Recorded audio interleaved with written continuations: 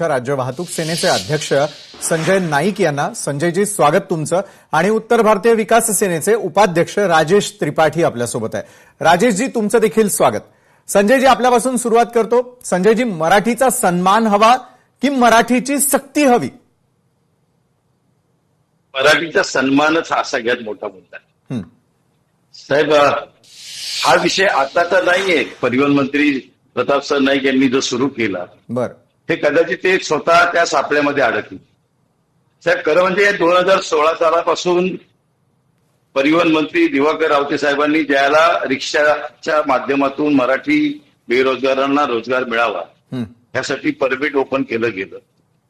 आणि त्या परमिटच्या नंतर ज्या पद्धतीने परिवहन खात्यामध्ये बॅच आणि परिवहन खात्यातून परमिट मिळण्यासाठी जो काही मोठा भ्रष्टाचार झाला 2016 पासून ते आजपर्यंत, जो काही भ्रष्टाचार झाला, त्यामुळेच हे सगळं आता महाराष्ट्रातल्या आपल्या म्हणणाऱ्या आपण मराठी माणसांच्या अंगावरती सगळं आलेलं आहे. माझं म्हणणं मुळात तेच आहे की जर 1889चा कायदा हा परिवहन मोटर वाहन कायदा आहे, त्या मोटर परिवहन कायद्यानुसार ज्या वेळेला मला बॅच काढायचा असतो त्यावेळेला परिवहन खात्यामध्ये माझी परीक्षा घेतली जाते आणि परिवहन खात्याकडनं त्यावेळेला मला जुजबी मराठी येतं की नाही हे पाहिलं जातं आणि मी ज्या ठिकाणी रिक्षा चालवणार त्या ठिकाणची भौगोलिक ज्ञान मला आहे की नाही हे पाहिल्यानंतरच परिवहन खातं त्याला बॅच देतं.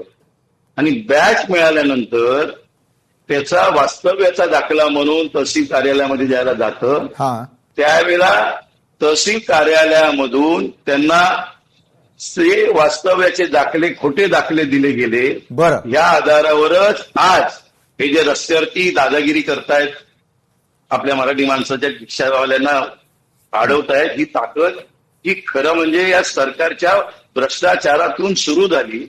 यासाठीच खरं म्हणजे मी बाबासाहेब आंबेडकरांच्या जयंतीच्या दिवशी मी खरं म्हणजे याच्यावरती पोलखोल करणार होतो. बरं. आणि ती पोलखोल झाल्यानंतर प्रताप सर नाईकांनी त्याला कुठेतरी बगल द्यावी, भ्रष्टाचार समोर येऊ नये म्हणून त्यांनी मराठी भाषेचा हा अधिकार त्यांना साक्षात्कार झाला.